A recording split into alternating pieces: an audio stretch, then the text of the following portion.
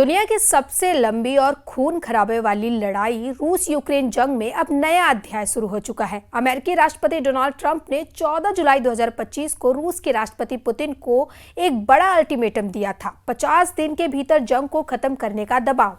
लेकिन इसके उलट यह मौका रूस के लिए एक बड़ा जैकपॉट साबित हो रहा है। ट्रंप के इस अल्टीमेटम के बाद से रूस ने पूर्वी यूक्रेन में कम से कम 3 महत्वपूर्ण इलाकों पर कब्जा जमा लिया है। डोनेट्स्क के प्रोकोवस्क शहर समेत कई रणनीतिक स्थलों को रूस ने अपने कब्जे में ले लिया है। इस बीच यूक्रेन के राष्ट्रपति जेलेंस्की, जो अमेरिका और नेटो से हथियारों की मांग कर रहे हैं, उनकी आपूर्ति में हो रही देरी से बेहद नाराज है। अमेरिकी सरकार की नरम और अधूरी नीति ने रूस को मजबूती दी है। अमेरिका ने अब तक रूस पर कठोर प्रतिबंध नहीं लगाए हैं, जिससे पुतिन को अपनी सैन्य ताकत बढ़ाने और पूर्वी यूक्रेन में अपने कब्जे को और मजबूत करने का मौका मिला है। इस पूरी स्थिति ने युद्ध के नतीजों को असमंजस में डाल दिया है। क्या ट्रंप का यह अल्टीमेटम सच में यूक्रेन के पक्ष में है या रूस को फायदा पहुंच रहा है? क्या पश्चिमी देशों की यह रणनीति यूक्रेन की कमजोरी का कारण बनेगी? नमस्कार, आदाब। आप देख रहे हैं न्यूज़ 18 का डिजिटल प्लेटफॉर्म और मैं हूं आपके साथ सृष्टि शर्मा।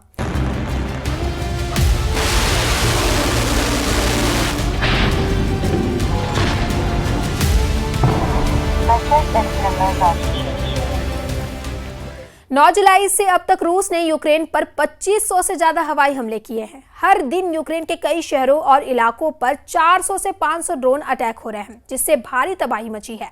साथ ही रूस ने बैलिस्टिक मिसाइलों से भी विनाश फैलाया है। डोनाल्ड ट्रंप ने सोचा था कि उनके 50 दिन के अल्टीमेटम से पुतिन घबराएंगे और जंग समाप्त हो जाएगा, लेकिन असलियत कुछ और ही है। पुतिन ने ट्रंप के फॉर्मूले को पूरी तरह नकार दिया और इस दौरान रूस की सैन्य कार्रवाई और तेज हो गई। ट्रंप के शांतिपूर्ण समाधान के प्रयास की जगह रूस ने हमले दोगुने कर दिए, जिससे यूक्रेन में तबाही और बढ़ गई। पश्चिमी दुनिया की उम्मीदें टूटती दिख रही हैं, जबकि पुतिन युद्ध में बढ़त बनाए हुए हैं। 14 जुलाई 2025 को राष्ट्रपति डोनाल्ड ट्रंप ने व्लादिमीर पुतिन को चेतावनी दी थी कि अगर 2 सितंबर तक रूस जंग समाप्त नहीं करता तो उसे कठोर प्रतिबंधों का सामना करना पड़ेगा। लेकिन इस अल्टीमेटम के बाद से रूस ने यूक्रेन पर अपने मिसाइल और ड्रोन हमलों को दोगुना कर दिया है। इस दौरान पूर्वी यूक्रेन में भारी तबाही हुई, जिससे सैकड़ों नागरिक और हजारों सैनिक मारे गए। कई एक्सपर्ट्स इससे ट्रंप का बोगस अल्टीमेटम कह रहे हैं, मानो पुतिन को यूक्रेन पर कब्जा करने के लिए समय दे दिया गया हो। अब ट्रंप ने इस 50 दिन की समय सीमा को कम करने की बात कही है, ताकि पुतिन के तेजी से बढ़ रहे हमलों को रोका जा सके। ट्रंप रूस पर दूसरा राउंड कड़े प्रतिबंध लगाने की तैयारी में भी है। इस बीच होप फॉर यूक्रेन के सीईओ ने अमेरिका मीडिया को बताया कि पुतिन युद्ध विराम से पहले ज्यादा से ज्यादा यूक्रेनी क्षेत्र पर कब्जा करने की कोशिश कर रहे हैं। व्हाइट हाउस में नाटो महासचिव मार्क रूट के साथ बैठक के दौरान ट्रंप ने कहा कि अगर 50 दिनों में कोई समझौता नहीं हुआ तो रूस के साथ व्यापार करने वाले देशों को 100% टैरिफ लगाया जाएगा। अमेरिकी थिंक टैंक ISW के मुताबिक रूस ने यूक्रेन के प्रोकोवस्क के पास और खार्किव क्षेत्र में कुपियांस्क के उत्तर पश्चिम में महत्वपूर्ण इलाकों पर कब्जा जमा लिया है। पुतिन अब सुमे, खार्किव और नीपर के हिस्सों पर कब्जा करने पर ध्यान केंद्रित कर रहे हैं। इधर रूस पिछले 10 दिनों से यूक्रेन पर बेहद तेज रफ्तार हमले कर रहा है। दावों के मुताबिक रूस इस वक्त ईरानी निर्मित शाहिद 136 ड्रोन, इस्कंदर M मिसाइलों, सुरखोई सीरीज के लड़ाकू विमानों, TU सीरीज के बमवर्षकों से बेहद सटीक हमले यूक्रेन पर कर रहा है। Була доповідь по оперативній ситуації, доповідав головком Олександр Сирський. Всі оперативні напрямки, Покровськ, передусім, найбільше уваги, Сумщина, продовжуємо діяти в прикордоні.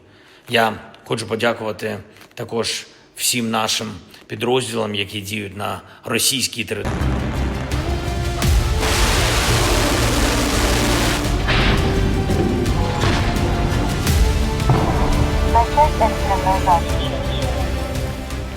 यूक्रेन का दावा है कि रूस ने नए इलाकों को इसलिए निशाना बनाना शुरू कर दिया ताकि यूक्रेन की अग्रिम सुरक्षा पंक्ति को तोड़ा और भटकाया जा सके। कुछ खबरों में दावा किया गया है कि पुतिन के आदेश पर रूसी सेना की छोटी छोटी टीमों को यूक्रेन पर हमला करने के लिए भेजा गया है। 4 और 2 पहियों वाली बाइकों से रूसी सेना यूक्रेन के नए इलाकों में तेजी से हमले कर रही है, जिसकी वजह से यूक्रेन के सामने समस्या ये हो गई है कि रूसी सैनिकों की छोटी हमलावर टीमों को मारने में बहुत ज्यादा हथियार और सैनिकों की जरूरत पड़ रही है। रूस की इसी खूनी रणनीति को देखते हुए अमेरिका और फ्रांस ही रूस से सीधी जंग में तैयारी में जुट चुके हैं। 7 दिन पहले रूस ने जब ओडेसा पर हमला किया था तो दुनिया ने ऐसी खौफनाक और दर्दनाक तस्वीरें देखी कि लोगों का कलेजा कांप गया। हालांकि रूस के विदेश मंत्री सर्गेई लावरोव ने दावा किया, काला सागर के बंदरगाह शहर ओडेसा में जिस जगह रूस ने 2 बैलिस्टिक मिसाइलों से हमले किए हैं, वहां पर यूक्रेन के खुफिया अधिकारी यूरोप और नेटो देशों के अधिकारियों के साथ मीटिंग कर रहे थे। इस हमले पर रूस ने दावा किया कि उसके हमले में ओडेसा में मौजूद 66 सैनिक कर्मी मारे गए थे, जो आम यूक्रेनी जनता को ढाल बनाकर इमारत में खुफिया मीटिंग कर रहे थे। रूस ने इन हमलों से साबित कर दिया था कि यूक्रेन की तरफ से यूरोपीय देशों ने रूस के खिलाफ सीधी जंग शुरू कर दी है।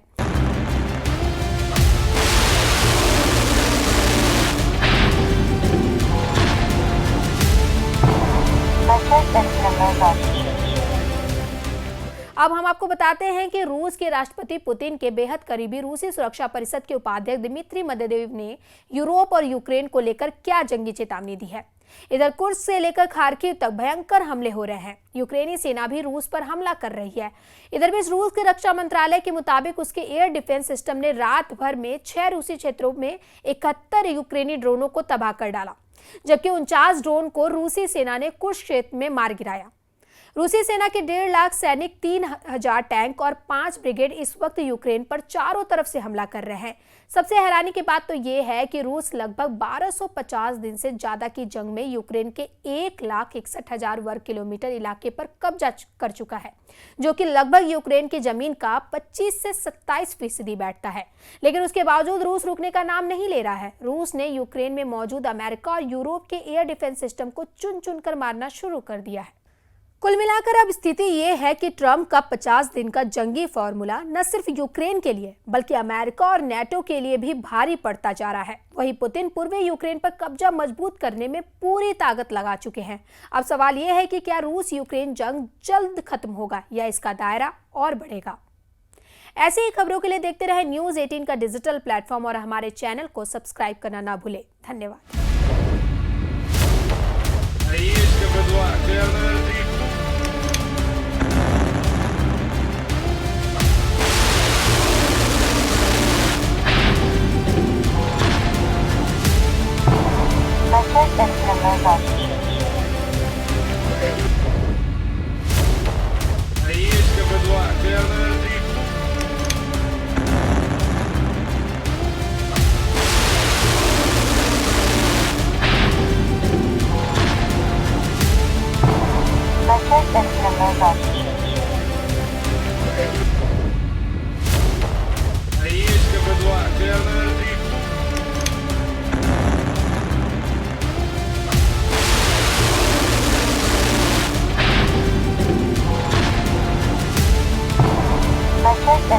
That's